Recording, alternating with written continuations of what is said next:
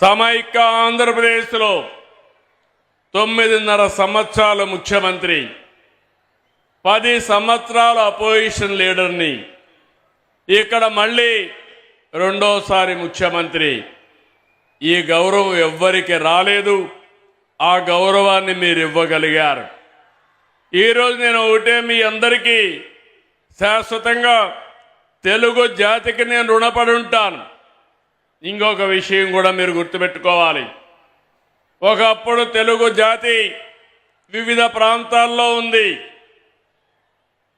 కాలక్రమేణా అందరూ ఒకటిగా ఉండాలని ఆ రోజు పొట్టి శ్రీరాములు గారు త్యాగం చేయడం, మళ్ళీ రాష్ట్రం ఒకటిగా కలవడం జరిగింది.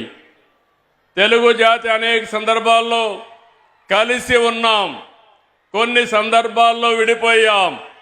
ఇప్పుడు తెలుగు జాతికి 2 రాష్ట్రాలు వచ్చాయి, ఒకటి తెలంగాణ, ఒకటి ఆంధ్రప్రదేశ్.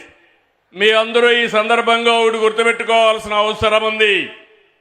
ఆ రోజు నేను ఆలోచించాను, తెలుగు జాతి నాలెడ్జ్ ఎకానమీలో ముందుండాలని 30 సంవత్సరాల కంటే ముందు ఆలోచించి సైబరాబాద్ సిటీ నిర్మాణం చేసి ఐటీకి ప్రాధాన్యత ఇస్తే ఒక్క నిర్ణయం, ఈరోజు ప్రపంచం మొత్తం తెలుగువారు అతి ఎక్కువ పర్ క్యాపిటా ఇన్కమ్ సాధిస్తున్నారంటే అది తెలుగువాడి సత్తా అని మరొక్కసారి మీ అందరికీ విజ్ఞప్తి చేస్తున్నాను.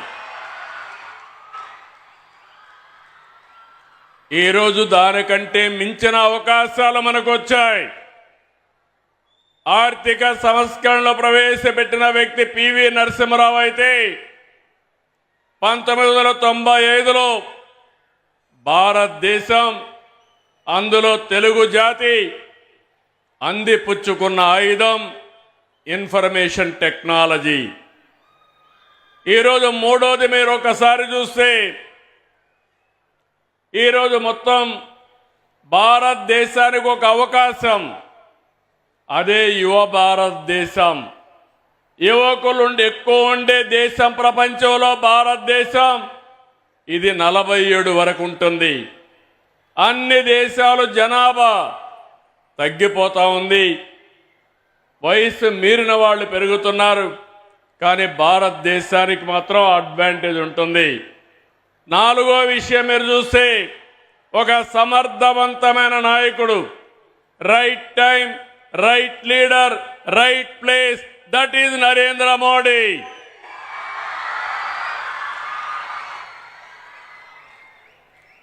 ప్రధానమంత్రి గారు వికసిత్ భారత్ పెట్టి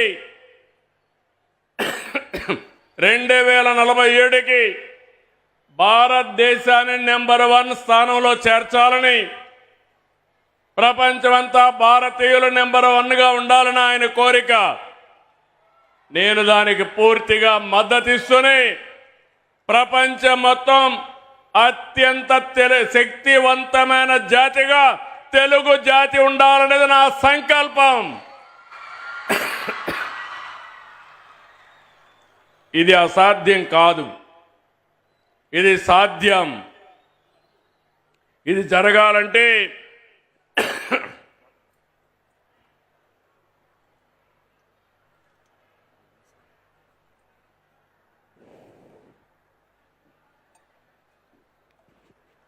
జరగాలంటే మనలో ఐకమత్యం కూడా పెరగాల్సిన అవసరం ఉంది. ఈరోజు మనకు 2 రాష్ట్రాలున్నా తెలుగు మనకు మాతృభాష. కలిసుంటే ఎన్నో సమస్యలు పరిష్కారం చేసుకుంటూ ముందుకు పోయే పరిస్థితి వస్తుంది. నేను ముందే చెప్పాను, 30 ఏళ్లకు మునుపు ఎన్టీ రామారావు గారు ముఖ్యమంత్రి అయిన తర్వాతనే నాగార్ సాగర్లో ఉండే ఏదైతే కృష్ణా జలాల్ని ఆ రోజు ఆంధ్రప్రదేశ్కు ఉపయోగించుకోవాలని ఒక పక్క ఎస్ఎల్బీసీ తీసుకొచ్చి, ఇంకో పక్క ఎస్ఆర్బీసీ తీసుకొచ్చి సాగునీటికి దారి చూపించిన ఏకైక నాయకుడు నందమూరి తారక రామారావు గారు. ఆ తర్వాత మీరు ఒక్కసారి చూస్తే నేను కల్వకుర్తి లిఫ్ట్ ఇరిగేషన్ కానీ, ఏఎంఆర్ ఎత్తిపోతుగల పథకం కానీ, నెట్టెంపాడు కానీ ఇవన్నీ కూడా పూర్తి చేశాం కృష్ణా పైన తెలంగాణ ప్రాంతంలో.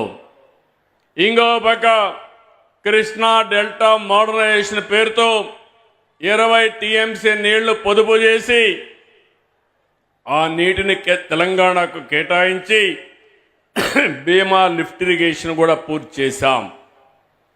ఇంకో పక్క మీరు చూస్తే గోదావరి నదిపై గుప్తా, ఆలీసాగర్, ఇంకో పక్క దేవాదులు ఎత్తిపోత పథకాలు కూడా చేపట్టాం. ఆంధ్ర ప్రాంతంలో చేగల్నాడు, పుష్కర, తాటిపూడి ఇలాంటి లిఫ్ట్ ఇరిగేషన్లు తీసుకొచ్చాం. 2014లో పట్టిసీమ ప్రాజెక్టుతో కృష్ణా డెల్టాకు నీరు తీసుకొచ్చాం. ఆంధ్రప్రదేశ్ కలిసి ఉన్నప్పుడు హైదరాబాద్ని ఒక నాలెడ్జ్ ఎకానమీగా తయారు చేసేదానికి మనం ఫౌండేషన్ ఇస్తే, విభజన జరిగిన తర్వాత హైదరాబాద్ తెలంగాణకు వెళ్ళిందని కొత్త రాజధాని అమరావతి, అదే సమయంలో పోలవరానికి మన చట్టంలో ప్రత్యేక నిధులు, ప్రత్యేకమైన హక్కు కల్పించే పరిస్థితికి వచ్చారు. ఈరోజు నేను మీ అందరికీ ఒకటి హామీ ఇస్తున్నాను. చరిత్రలో కొంతమందికి కొన్ని అవకాశాలు వస్తాయి. ఆ రోజు సైబరాబాద్ ద్వారా హైదరాబాద్ నగరాన్ని ప్రపంచ పట్టణంలో పెట్టాం.